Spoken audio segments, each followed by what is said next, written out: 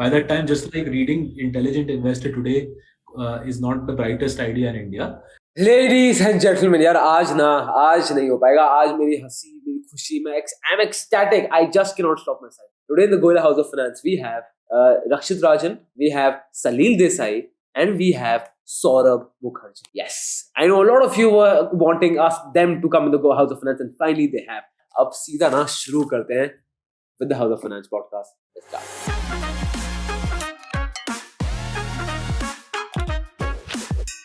Ladies and gentlemen, today in the House of Finance, we have Saurabh, Rakshit and Salil. Guys, thank you so much for taking out time and being here. It's an honor for us to have you.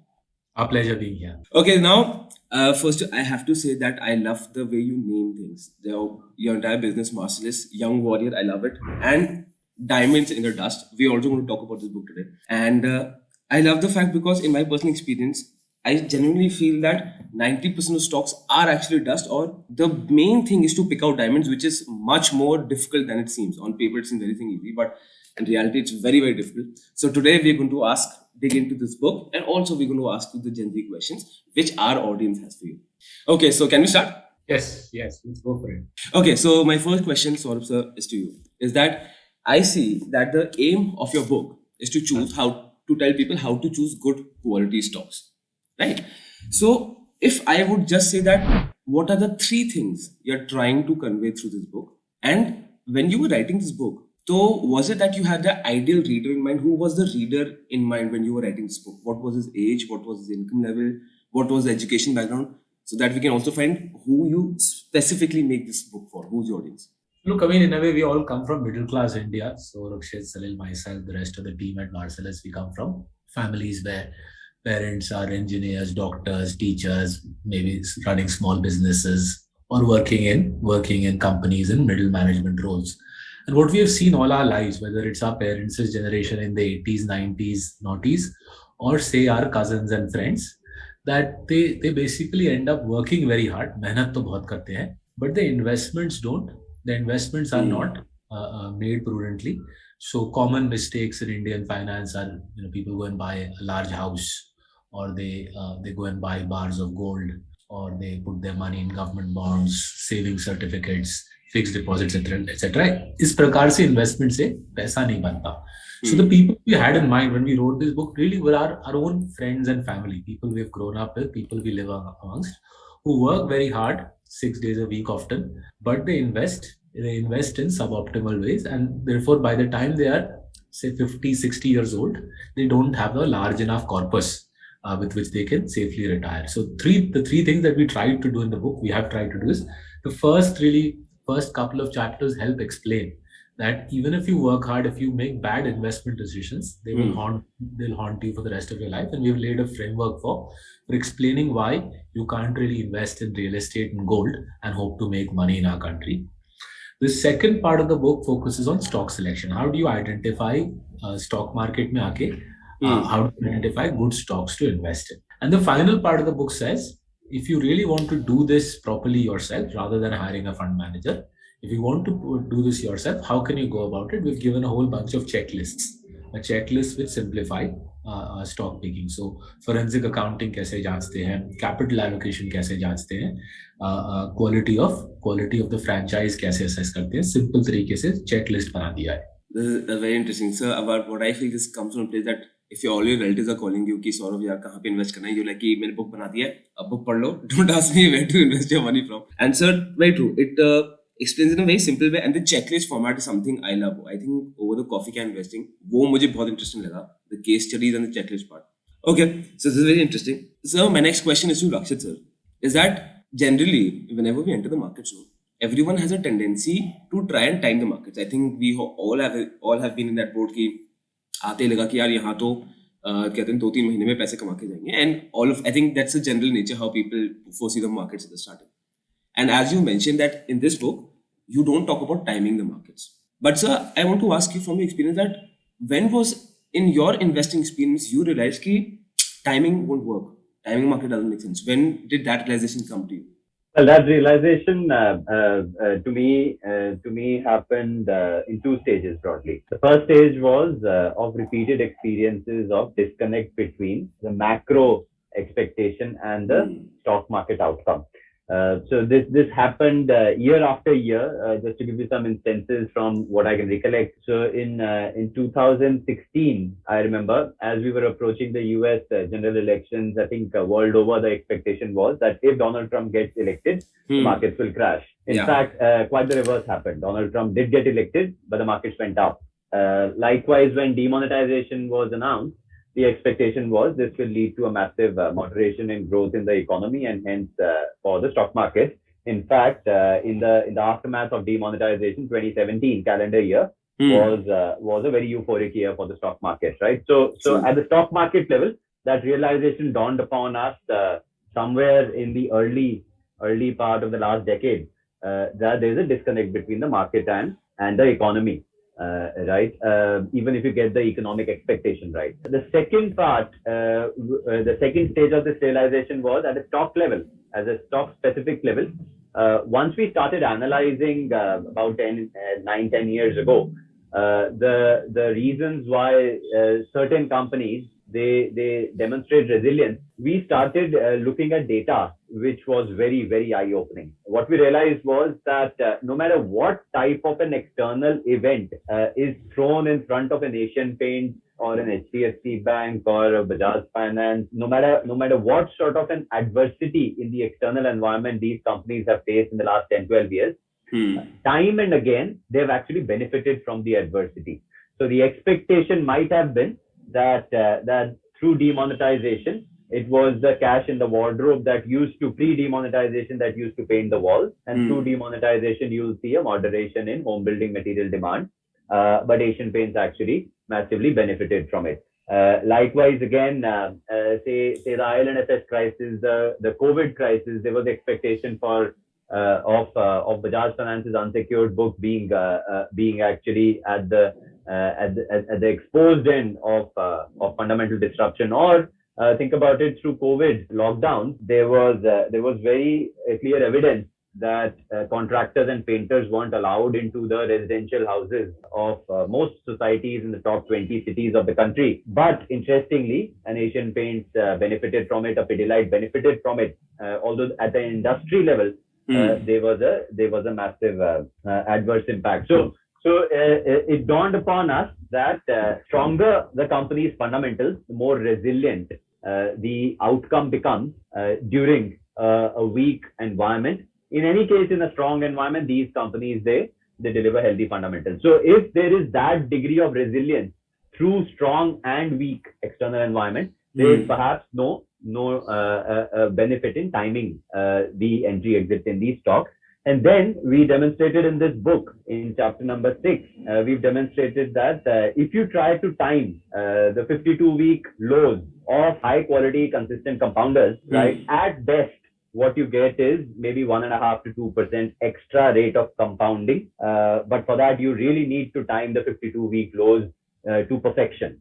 So a hand of God on your head on market timing gives you no more than 150 basis points at best, 1.5 to 2% on the long term rate of compounding of share prices for a high quality company. This is very interesting, sir, because yes, there is always a disconnect between the economy and the markets. And we're going to talk about this also later, because I know a lot of people who, during the COVID crisis, when 2020 happened, so economic indicators obviously were not favorable. So everyone was waiting, now the markets will come down and I'll enter at that time. But timing the market doesn't make sense. And as you mentioned in the book very correctly, that the reward is so low that it does not make any sense for you to put that extra effort into the entire thing. This was very, very interesting. Okay, sir.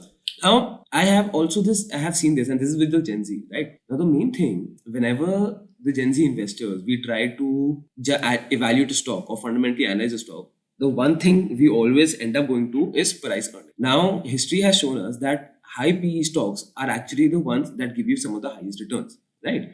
Nestle being one of them. So, why do you think the PE stereotype has come has spread so much that everyone just wants to go to the price earning ratio and wants to simplify things? Salil, what do you feel? What's the reason for this? Price earning is a very simple, easy to understand concept for most people. right? Second is that the earnings part and the price part both are actually in a way known or given to you, right? You don't have to really do too much deep analysis to figure out what the earnings is of a stock, right? So that makes it so popular. Problem is that value of a stock is not determined by earnings, right? And there are 2-3 reasons for it. The first is that earnings can be easily manipulated, and they are manipulated, right? The incidence of accounting deception in India is very high. In fact, again, if you go back to the book, there's a whole chapter on how profits, how financials are misreported by a lot of companies. So that's the problem with earnings. So PE, even though simple to understand intuitively to a lot of people, it makes sense. It is actually a wrong way of analyzing stocks. And because it is so simple, it is so popular. Now, apart from the fact that earnings can be manipulated, there are two major reasons why you should not look at PE. In fact, it is absolutely, we would say, dangerous to look at PE in itself. The first is that the value of a stock, or for that matter, value of any asset, is determined by the underlying cash flows, right? What is the income generating capability or the cash generating capability of that asset? So earnings ignore the cash flows, and in cash flows, one of the most important component is reinvestment, right? How much money that you're making from a business, you need to reinvest back into the business to keep growing, right? It's not that you set up a factory once, for example, and you'll keep growing at say 15-20% revenues forever, right? Every time the capacity utilization reaches a certain level, you need to add a new factory, then a third factory, and so on and so forth. And earnings ignores this reinvestment requirement, right? Which actually is pretty critical to the value of a stock or of a company or a business. So PE ratio ignores this very important aspect. The second thing which PE ignores is the how long can the company cash flow keep growing, right? What we refer to as longevity of the cash flows. If a company has very strong, very durable competitive advantages, it will keep generating, or it will keep growing cash flow at healthy rates for a long period of time. In PE ratio, what happens is that conventional theory tells us that typically a company will grow or earn extraordinary returns on capital for a limited period of time, after which competition will come in, will reduce that, and the cash flows will taper off over a period of time. But companies where cash flows don't taper off, right, the value actually tends to expand at a faster rate than what we would normally like to think. Again, the PE will ignore the longevity of these cash flows, right? So two critical aspects, reinvestment and longevity. These are ignored by the PE ratio. So in fact, what would happen is that if cash flows can compound, let's say at 25% for 25 years, right? Your free cash flow compounding. The PE ratio of 250 will also be cheap, because you'll find value here, right? Because you're translating what is essentially a cash flow metric, which is value, into an earnings metric, which have no connection with each other. So our suggestion is that don't focus on the PE, focus on the underlying cash flows and the ability of a company to keep growing those cash flows for as long a period of time as possible. So and that ability we can judge on the competitive advantages. Exactly. Competitive advantages, how much you are reinvesting, capital allocation, and so on. So again, like the book lays out, you mentioned checklists in advance, right? So we have these checklists where you kind of make sure that the essential elements which allow you to compound at a consistent rate for a long period of time, they're present in any business. This was actually very interesting, and I think this experience comes with times and a lot of situation you might have seen going through, because a lot of people focus on P, and because of this, a lot of people buy companies who are not, that cash flow situation not at all. And this was quite interesting. Okay, now sir, this question is for all of you. Is that if you can only give one advice to your daughter or son about stock market, only one, and he tells you that Dad, I want to make a career in stock market, and you can give only one advice, what would that advice be? I want to ask this to all three of you. Saurabh sir, we'll start with you. I think my simple advice to everybody is just read as much as you can. We are blessed in this generation ki सारे किताबें online मंगवा सकते हो. There's a wealth of podcasts and online material to learn from. Our parents didn't have that benefit. So from an early age, read as much as you can. हफ्ते में एक किताब पढ़िए. Generally हफ्ते में एक किताब पढ़िए, but before you invest money, read widely about investing. The books are easily available. for most people with an undergraduate education. The books are very easily understandable. We're not just talking about diamonds in the dust, coffee can investing. Beyond that, other people have also written good books on investing in India and globally. And I think by the time somebody is in their late 20s, early 30s, just like learning to swim is a life skill, learning to read and learning to understand investing should also become a life skill for people out there who are serious about investing, because otherwise you'll work hard for 40-50 years and then you'll buy a flat in Noida or a bar of gold in sitting in Bombay, and the whole hard work, that the entire hard work you put in earning money, will go down the toilet. Very interesting. Read, and very true, sir, because now there's such ease of information that you can get audiobooks, you can get podcasts, you can books online. So read as much as possible. Rakshit sir, what would be your advice? Well, my advice would be that if you stay focused on your investment analysis, on your investment philosophy, the stock market offers massive areas of arbitrage which you can benefit from. And hence the whole experience, the whole journey of investment can be really, really rewarding, both in terms of, if you're interested in the stock market, then you'll figure out what works well for you, and your wealth compounding will give you a lot of comfort in life in the long run. Okay, very interesting. That once you do hard analysis, so that you will automatically see opportunities that you can seize. But sir, Rakshit, another question I have is that when you say analysis, basically, if you put that into hours, how many hours would you want someone to put in a week for his stocks? If suppose somebody is a passive investor who's also in a daytime job.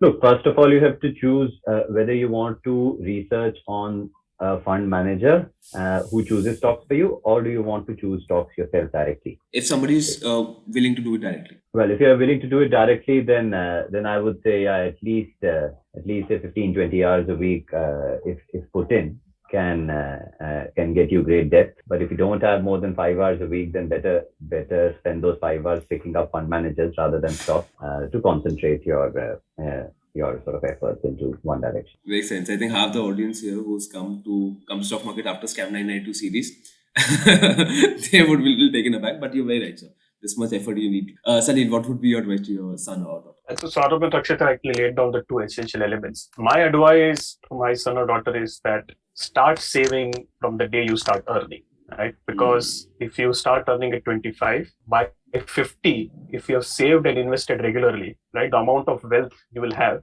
will be unparalleled to anything else that you do. So the discipline of saving early and investing regularly is what I would try to instill in them. Very true, sir. Sir, what would you recommend a Gen Z to save? If suppose somebody's around 25 and they are earning let's say between 15 to 30,000 in a month. So what would you suggest would be the ideal कि इतना तो यार इतना percentage तो बचाओ? Putting an absolute amount is actually tough. So a professor of mine in college, I remember years back, inverted a formula for me, which the conventional thing is that income minus expenses is savings. Yeah. So he said you don't do that. You do income minus savings is equal to expenses. So figure out what is the minimum that you would like to invest every month. Let's say if you are earning 25,000 a month, put aside at least 5,000 a month, and put that in an instrument where the money, what Gen Z would understand as SIPs, right? At 25,000, you obviously can't go into much more kind of esoteric products. Go for a mutual fund where the SIP gets deducted from your bank accounts regularly without choice. Whatever else remains, you try and spend that, with your friends or whatever it is that Gen Z does nowadays. Yes, sir. Sir, there was a bit of a connection problem. So, please correct me if I'm wrong. What I got from it is that one, you should not have the concept that your income minus expenses should be your savings. Your savings should be prioritized. And second is that one should try to make it easier for himself by going for a SIP or a mutual fund, by doing simple analysis and get that habit inbuilt. Right, sir? That's right. Now, sir, one problem I had. Now, I entered stock markets when I was 18. So in 2010, it's been good 11-12 years for me. And I feel that, when you enter stock market in the first 6 months, you think, yaar, main to yahan pe aa gaya hu, and people are not placing it. But after 6-7 months, I think the market shows you your place. But one major problem I had is that when I entered the markets, I was following all great investors. right? Reading several kinds of books, from Ray Dalio to Manish Professor to Shankar Sharma sir to your books to Howard Marks, Peter Lynch, everyone. Now the problem, what I personally face is that first there is no fixed ideology towards investment, given, and of course, and lot of times great investors and brilliant books, they have contradicting ideas, right? And then what would you advise to a person newcomer in stock markets? Who to know who's right? Because if somebody's saying this, other person's saying this, and both of them are equally massively successful. So it's also, how would you deal with the situation? How do you know for Gen Z that who is right, who to follow? Because they're contradicting points of views. Right. So I suppose, I'll use an analogy. We grow up watching various cricketers on TV. When you are 10, 11, 12, 13 years old, you typically copy various cricketers, right? Yeah. Whether a bowler or a batsman, you copy whoever your favorite cricketer is. And then as you grow up, right, as you grow into your teens and your early 20s, most cricketers find their own distinctive style. So very rarely will you see a player coming into the Indian cricket team who's exactly a copy of some other cricketer. By the time the player has made it to the Indian cricket team, he or she has created a distinctive style. And similarly with investing, if you spend a decade or so reading before you plunge into the stock market, you'll be able to develop your sense of what is right, what is wrong. So I'll give you my journey.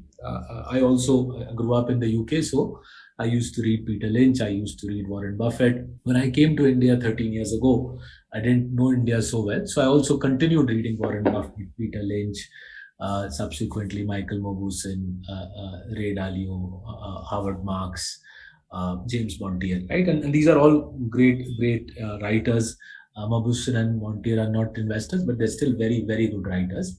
It took me a while. It took me till around 2014, 2015 to realize that विदेशी किताब पढ़ के हिंदुस्तान में ज़्यादा फायदा नहीं होगा, right? विदेशी किताब पढ़ के ये पूरा PE multiple का obsession करके इंडिया में फायदा नहीं होगा. The reason for that is these investors write books aimed at a Western audience, rightfully so. They have probably never been to India. Or if they've been to India, they've been on holidays, they haven't come here to invest. And investing in India is a completely different kettle of fish.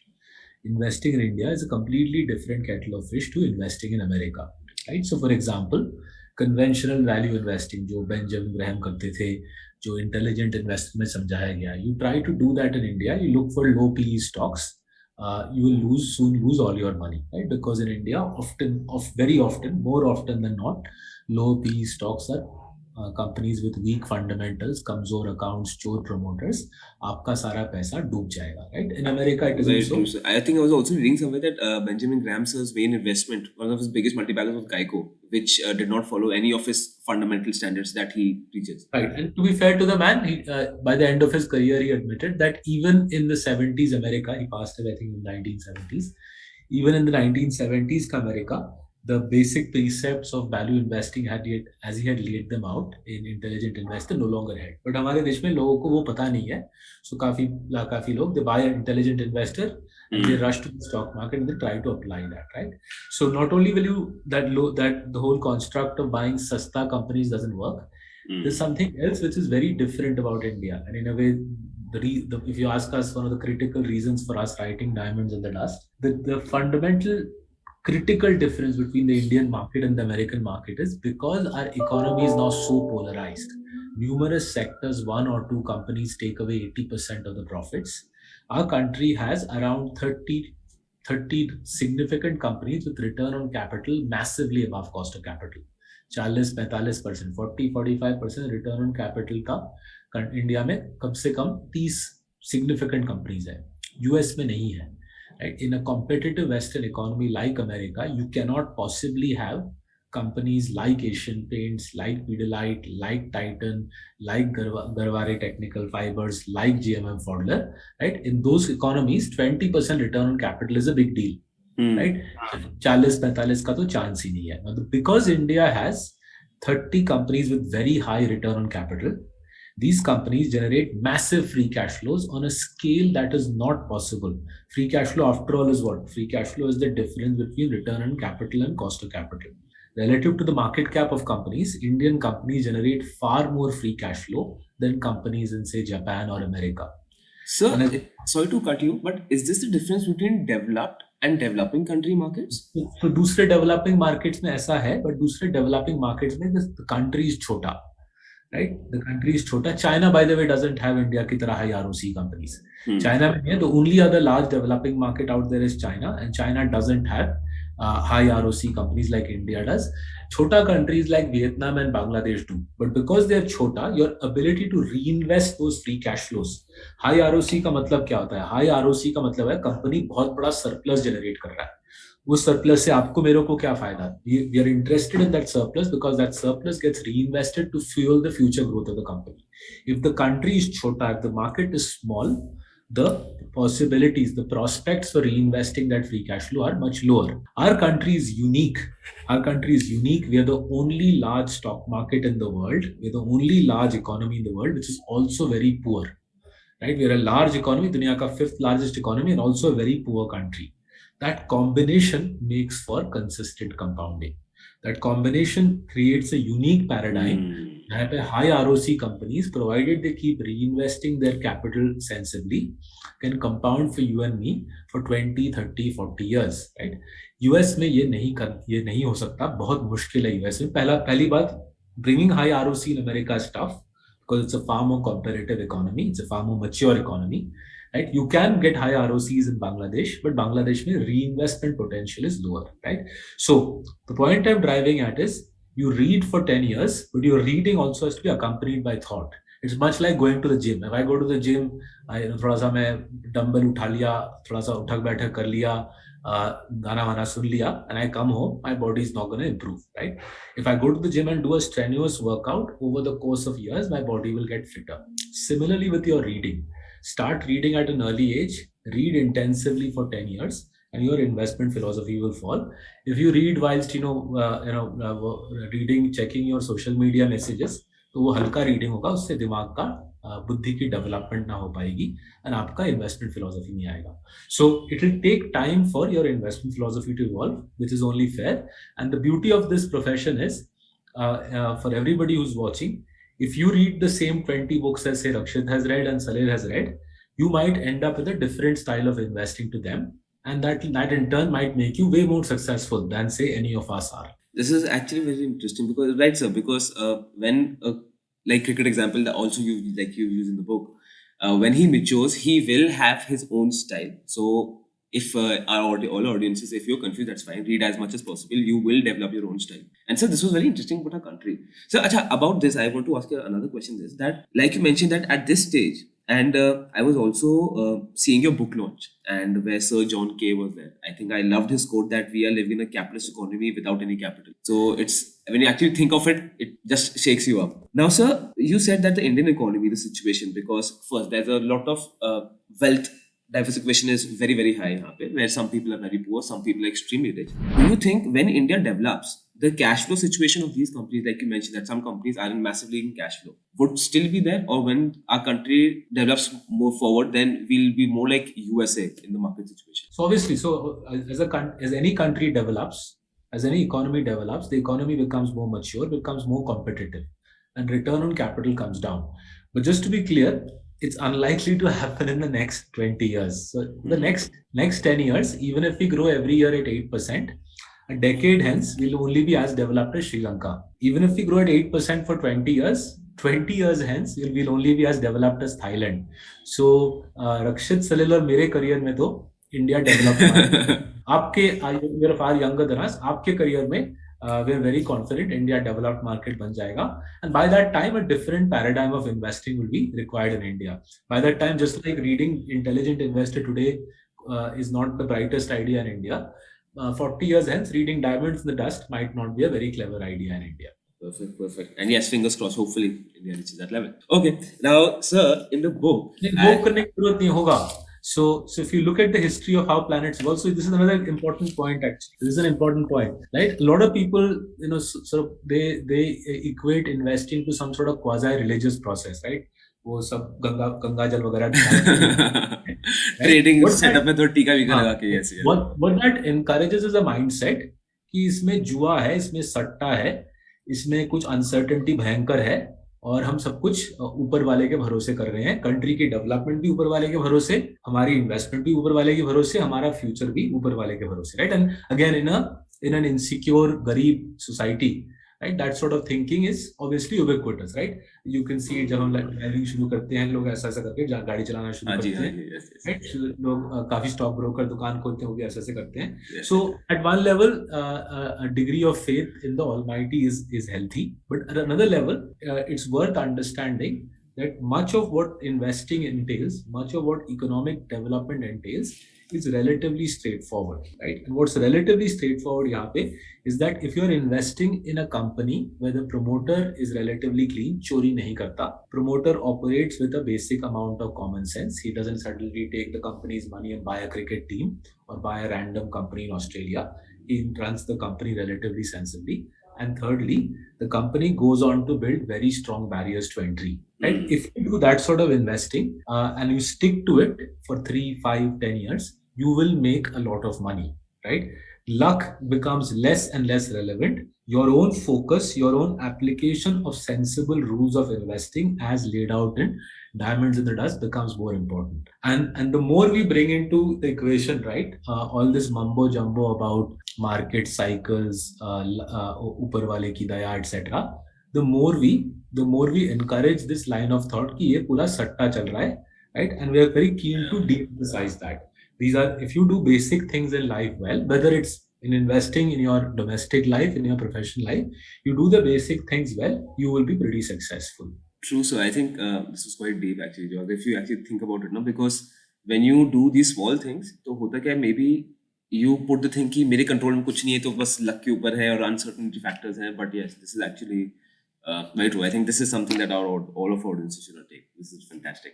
Okay, so moving forward, that in your book, right? So as you mentioned, in the very start itself, you have given the list of companies, and the businesses are Asian Paints, HDFC Bank. These are businesses which have great top level management. They have great competitive advantages and very positive cash flows. Now, the very common question that all Gen Z investors have, Lakshit, so this question is for you, is that people say, yaar, ye stocks bahut महंगे हैं. I can't afford these stocks. Tell me a cheaper stock, right? So what would you say to them? Right. So what we've done in the book is, if people who have the book, when they turn to page number 215, 216 onwards, we've sort of tried to demystify the sort of definition of valuation, especially when people look at things like, say, PE multiples and call out expensive or cheap basis the multiple itself.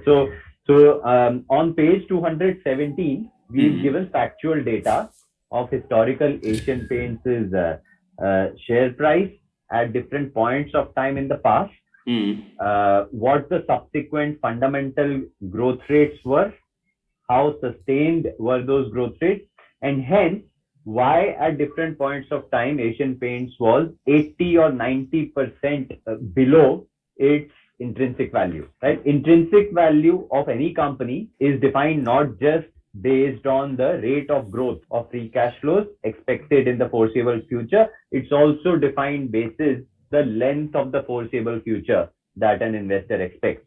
And if a company can generate free cash flow compounding at a certain rate for time periods as long as, say, sort of 15, 20 years of longevity, a 30, 40, 50, 60 times PE multiple is 70, 80% below intrinsic value. For a 5-year longevity, even a 20 times or a 30 times PE multiple might be overvalued, right? So that's very important to appreciate. And basis that, honestly speaking, you'll find some companies overvalued at 10 times PE and other companies heavily undervalued at 50, 60 times PE. Wow. And so you've taken the time of 97 to 2006, right? So during this time, Asian Paints had a high PE? Yeah, so think about it like this. So on page 217, we've highlighted that if you expected the 21% CAGR over FY 97 to 2006 in Asian Paints, right? And then you expected a sort of paid to terminal growth rate thereafter, right? Then Asian Paints at that time would have been found trading at 4 times its intrinsic value, right? But if you did the reverse, right? If you did the reverse, which was expected a much longer time period of sustainability of free cash flows, then Asian Paints would have been 73% undervalued, found at that time, right? So PE multiple was somewhere around 20 times, 22 times. But at that time, home building material company trading at 20 times PE was unheard of, and people were treating even that 2025 as a very expensive PE multiple. This is very interesting. First, I have to say this is very cool that I'm actually reading the book with the author. So that is something I'm very proud of personally.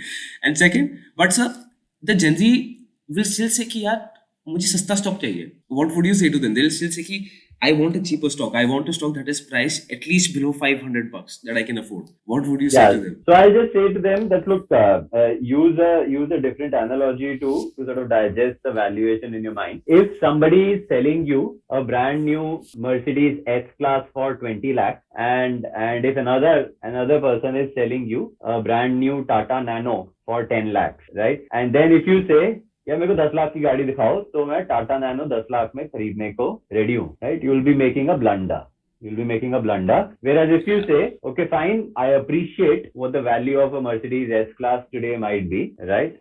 So if I'm getting to buy it at 20 lakhs, it's a no-brainer because I appreciate the quality of the underlying asset, right? Then I won't find the 20 lakh as an expensive price point compared to the 10 lakhs of a Tata Nano. So don't go buy 500 रुपए के नीचे कुछ मिल जाए तो सस्ता है, 20 रुपए का स्टॉक है क्या सस्ता है, 50 रुपए का स्टॉक है क्या सस्ता है. ये पेज इंडस्ट्रीज तो 45,000 रुपए का है और ये नेस्ले 20,000 रुपए का है. Don't go by those notions. That's actually a very, very wrong way of looking at सस्ता and महंगा. This is first, I love the car analogy, and I think you put it very correctly.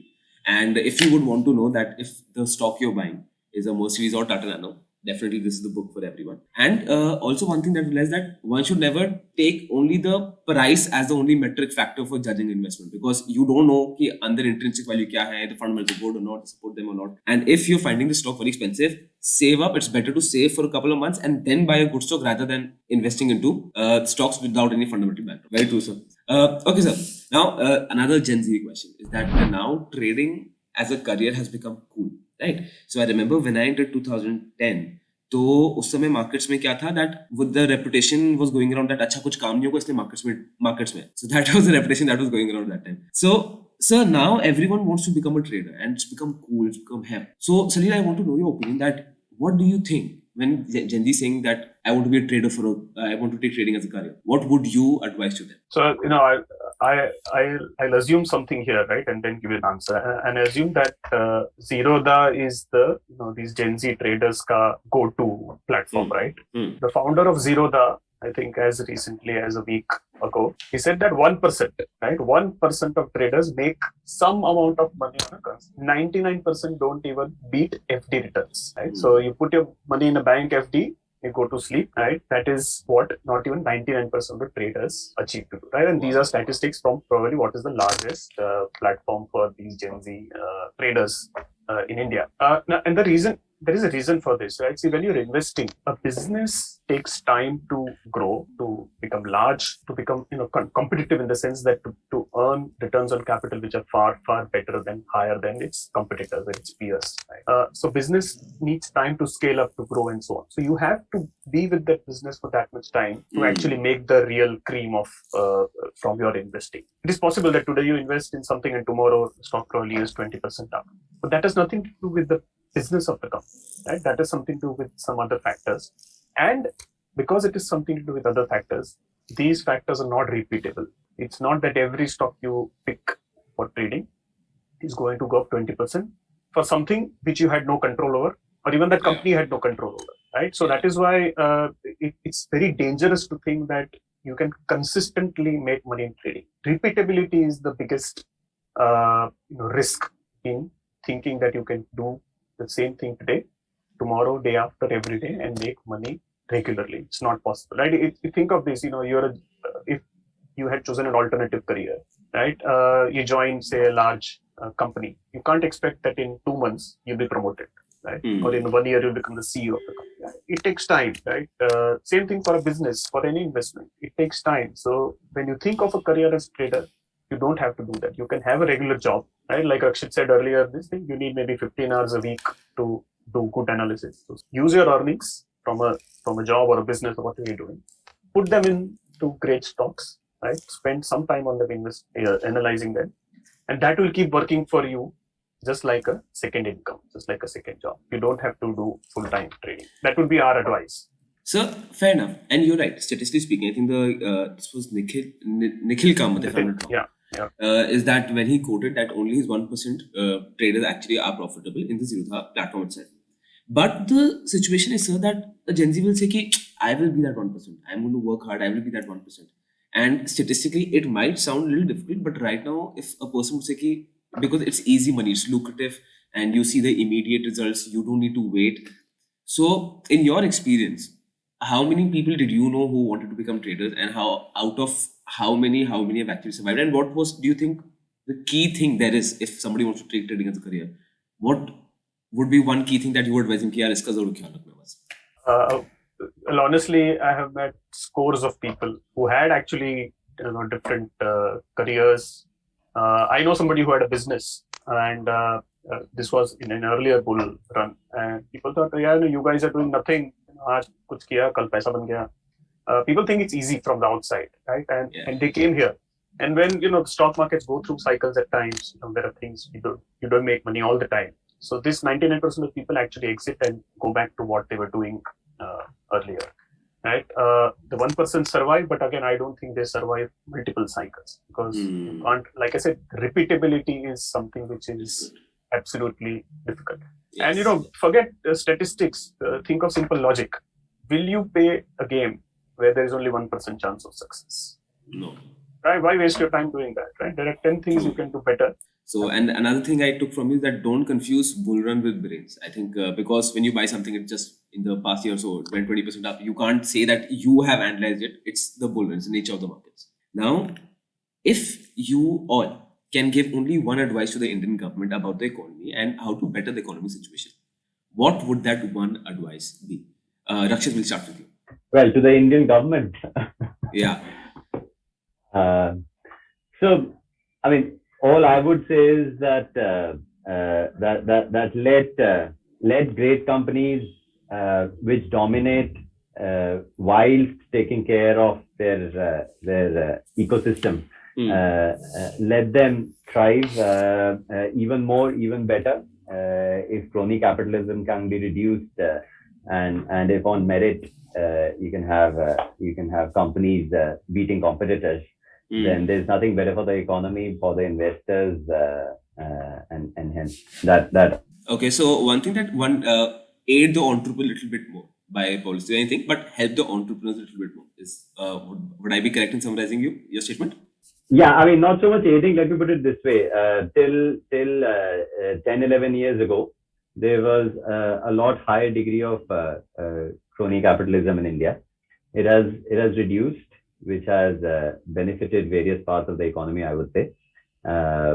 If it continues to reduce like this, then I think we're looking at a better future. Saurabh, what would be your advice? Look, first of these sorts of things, right? What the government does in interest rates, budget, elections, this is nothing to do with investing. So, I mean, anybody who wakes up in the morning saying budget का कुछ लेना देना है निवेश के साथ, कोई strong cup of coffee लेना चाहिए.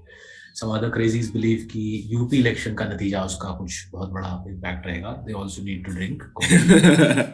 Some other people, some of the people in my social circle, they keep an eye on interest rates. Yeah. Completely convinced कि interest rates का कुछ भयंकर impact आता है निवेश के ऊपर. That's also crazy, right? So we can discuss सरकार को क्या करना चाहिए, but just to be clear, it has nothing to do with making money. It's just we might as well discuss latest कोई picture का review. That's all relevant for investing. Furthermore, right? सरकार क्या करेगी, मैं क्या कौन मतलब बोलने वाला. मेरे घर में मेरे बच्चे, मेरे parents, my wife, they don't listen to me. Why will the government? So just be realistic.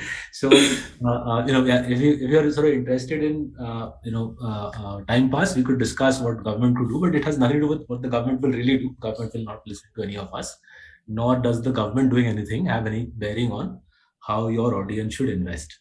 Right. So just to be clear about this, and in that context, one of the biggest wastes of time is waking up in the morning. A lot of people read the newspaper intensely. Right. You can go like, I really need to know सरकार क्या कर रही है, उसका कुछ भयंकर impact है मेरे So one of the most perplexing things for me is people don't like reading books, but they spend hours reading the newspaper. कभी समझ नहीं आया.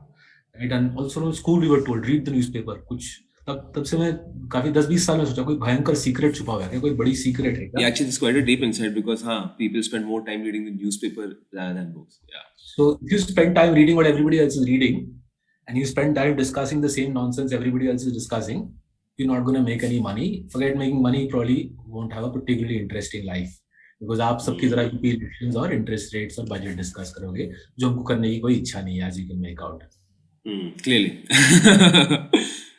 Sir, but it makes a lot of sense. I think the only reason why people, जैसे अभी Fed पे हो रहा है, that the Fed was rumored to increase the interest rates of thousands. That is why people say, but I think the long-term investment might be it won't affect at all. Short term के लिए भी नहीं पड़ता. किस लिए करते हैं बताता हूँ. बिकॉज लगता है कि इट्स मेमेटिक डिजायर, राइट. सो दूसरे लोग डिस्कस कर रहे हैं तो जाहिर है कुछ बड़ी बात होगी, इसलिए कर रहे होंगे, right. So you think people think दूसरे लोग कर रहे हैं, मेरे को भी करना चाहिए. But very few people tell them that interest rate से एचडीएफसी बैंक के इम्पैक्ट रिजल्ट्स के ऊपर, एचडीएफसी बैंक के शेयर प्राइस के ऊपर, कोटक बैंक के शेयर प्राइस के ऊपर, बजाज फाइनेंस के ऊपर कुछ फर्क नहीं पड़ने वाला.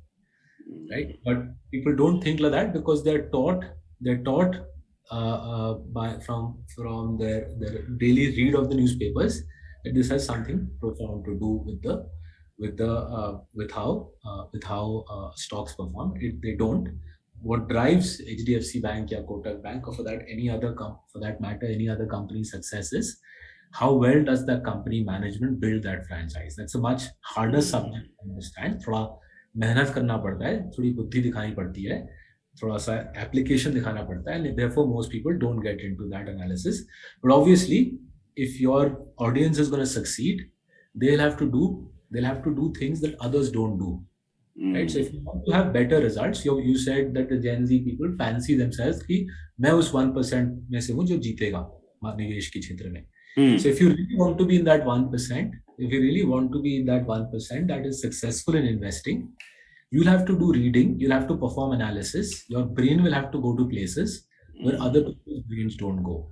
If your brain does the same 99 things everybody else is doing, you're not going to be in that 1%. True. This is actually pretty deep. And you're right, sir, because yes, we can mull over what is the Fed going to do, and we can mull over how the UP election is going to shape out. But the fact of the matter is, उसका effect बहुत छोटे time के लिए होगा, and for an investor it won't matter. And one I think a great insight is that we spend more time reading the newspaper than books. So this was actually quite interesting for food for thought. This was actually very nice. Okay, so now this is a head scratcher question. This is the last final question, and again for all three of you. And I want to know what is that one thing that all other investors in stock markets that other people disagree with you, that you believe in, but other people in stock markets don't necessarily agree with you. What is that one thing? वो तो आपको पता ही चलेगा. Everybody who now knows about Marcellus knows that one thing, no? That one thing is staring at the stock price. Staring at the stock price, वो raw stock price हो या P multiple हो, आप उसको ताकते रह जाओगे, नहीं बना पाओगे, सारी जिंदगी निकल जाएगी. अरे स्टॉक ऊपर जाके Very true. I think ये किसका quote था? I'm forgetting. That great investor who forgets his trading account password only. So very true. So I'm from that generation who trading account ही नहीं है मेरे पास, password So one thing I would like to ask is that when should someone sell a long-term investment? Again, it's a very Gen Z question, is that कि ठीक है मैं खरीद लूंगा, अब मैं आप बोलते रहोगे कि I compound, but first what will I do with so much money when I'm above 60? And second, when do I sell it? How do I have an exit plan? What would you advise to them? Sell discipline. Sell discipline, and when to sell? Sir, yes, Ali, sir. So ideally, when to sell is unless you need the money, right? Don't sell, because finally you're investing to meet some financial goal, right? Maybe education, retirement, whatever it is. So if you need the money, you sell it then. So that's one. Without that, don't sell. Let the money keep growing, right? Leave it undisturbed. The second reason you sell is if there is something wrong with the company that you invested in, right? And what could go wrong? Three things could go wrong. You suspect there is accounting irregularities, right? You suspect that there is a dent in the competitive advantage of that company, right? Either in the how strong they are or how durable they are, right? And third thing is, if the company has misallocated capital, right? The promoter has decided to buy an IPL team, right? Or has gone and bought an say aircraft, or acquired some fancy hotel in all this capital. Doing something that is not in line with their business. Exactly right. So if these three things, then you sell. Or if you really need money, your financial goal or milestone is nearby and you need to fund that, that is when you sell. Without that, you don't sell. The magic of compounding is something which I think Gen Z at least knows that much, right? The power of compounding. Yeah, so let that compounding happen undisturbed. This is perfect. So very true, sir. Have a clear financial goal so that you know कि ये target हो गया तो फिर I can come out. And second, one should always try to rebalance their portfolio, tracking their companies very closely. That what are they doing, what are they not doing. Okay, sir. So thank you, everyone. It was a great thing. And again, for all the viewers, I highly recommend to read this book. I personally felt the personal factor I loved about this book is the case study, specifically the Asian pain case studies, and also the situation that there's an entire checklist at the end. So it is so simple that everything you have in one book. And the other books you can also give it a read is The Coffee Can Investing and Rules of Chaos. Those I have read personally and I'm absolutely loving them. So yes. Thank you so much for this book, sir, and thank you all of you for giving time. I hope you liked the entire session. Thank you. Thank you to the Goela School of Finance. Pleasure to be here. Bye-bye. Thank you.